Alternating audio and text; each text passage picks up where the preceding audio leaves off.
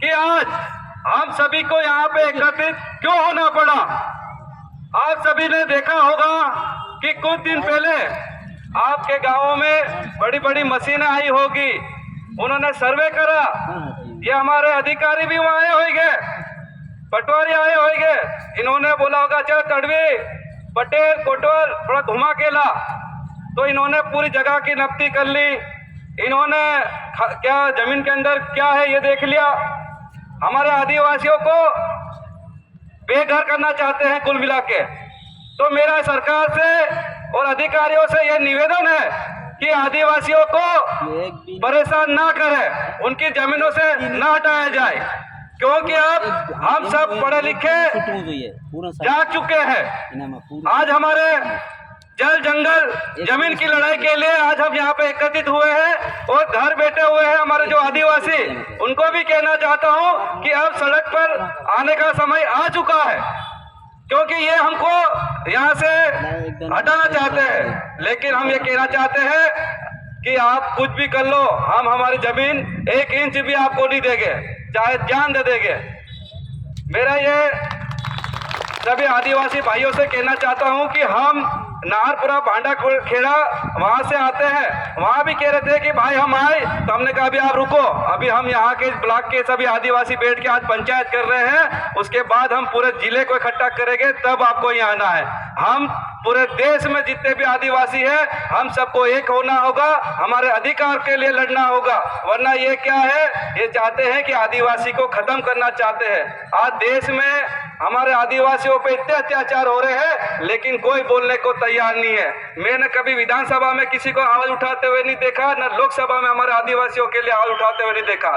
तो आप सभी से यही निवेदन है कि हमें एक होना पड़ेगा, हमारे अधिकार के लिए लड़ना होगा, क्योंकि अब किसी पे भरोसा नहीं किया जा सकता। जो लड़ता है उसको अपने ही लोग दबा देते हैं, उनको घर बिठा देते हैं। वो क्या चाहते हैं कि आदिवासियों की लड़ाई कोई लड़ नहीं सके। लेकिन मैं उनको कहना चाहता हूं कि अब पढ़ा लिखा युवा हमारे काका बाबा की लड़ाई, उनके अधिकार के लिए जेल जाना रहेगा, तो हम जेल जाने के लिए भी तैयार है। और मेरा प्रशासन से भी कहना चाहता हूं कि आप भी कान खोल के बात सुन ले। अगर किसी भी आदिवासी के ऊपर आपने झूठी एफआईआर करी या हमारे आदिवासियों की 1 इंच भी जमीन लेने के लिए आप गांव में आए, तो आपको भी देख लिया जाएगा। हम डरने वाले लोग नहीं है, हम आदिवासी हैं। हम आदिवासी जंगल में रहने वाले लोग हैं। जब वहां पे शेर रहता है और एक आदिवासी रहता है, तो मेरा सभी अधिकारी और कर्मचारी से कहना चाहता हूं कि आप भी समझ जाए, क्योंकि आप भी हमारे लोग हैं। आप इन बड़े बड़े उद्योगपतियों के चक्कर में नहीं आए, ना ये पैसों की लालच में आए। और हमारे नेताओं को भी कहना चाहता हूं कि आप भी कान खोल के सुन ले कि अगर गरीब आदिवासी की जमीन गई तो आपको भी नहीं छोड़ेंगे हम। जब आपको पता होगा, जब एक सरपंच से बिना पूछे उसकी जमीन का कोई साइन नहीं करा सकता है, कोई पंच तड़वी से बिना पूछे वहां की जमीन नहीं ले सकता है, तो यह 1400 हेक्टेयर जमीन जा रही है, तो ये नेता लोग कहां सो गए हैं? इनको नहीं पता होगा कि ये जमीन क्लियर है करके। हमारे राणापुर में भी 3 पंचायतें जारी थी, तो हमने वहां पे आवाज उठाई, हमारे आदिवासियों की लड़ाई लड़ी, तब जाके वहां की सरकार ने जवाब दिया कि वहां के कलेक्टर ने बोला, वहां के अपने एडीएम ने बोला कि हम कोई ऐसी जमीन ले नहीं रहे। जबकि ये अधिकारी कर्मचारी उनके भोपाल वाले मंत्रियों के साथ बैठक कर रहे, ये इनके अधिकारी साथ बैठक करे, तो इनको ये नहीं मालूम कि जमीन कब लेना है, क्या नहीं लेना है।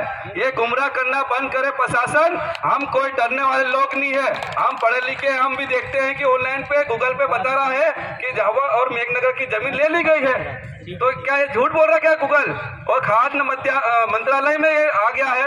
तो मेरा इतना ही कहना है कि आप हमारे आदिवासी को गुमराह ना करें, क्योंकि अब हम सब पढ़े लिखे हैं, हमारे हक अधिकार के लड़ेंगे। हमारे काका बाबा इतने उम्मीद लगा के यहाँ पे आए हैं, तो आपको हम ये यहाँ से वादा करते हैं, हमारे जितने भी आदिवासी संगठन है, हम मिल के आपकी लड़ाई लड़ेंगे और आपके लिए जान देना होगा तो जान भी दे देंगे, लेकिन झुकेंगे नहीं। इसलिए क्या है कि जो भी यहाँ के नेता है, देश के नेता बन रहे हैं, तो आपको कहना चाहता हूँ कि विधानसभा लोकसभा में हमारे मुद्दे उठाओ और हमारे जमीन किनको दे रहे हैं उन बातों को रखो और इनको कैंसिल करो।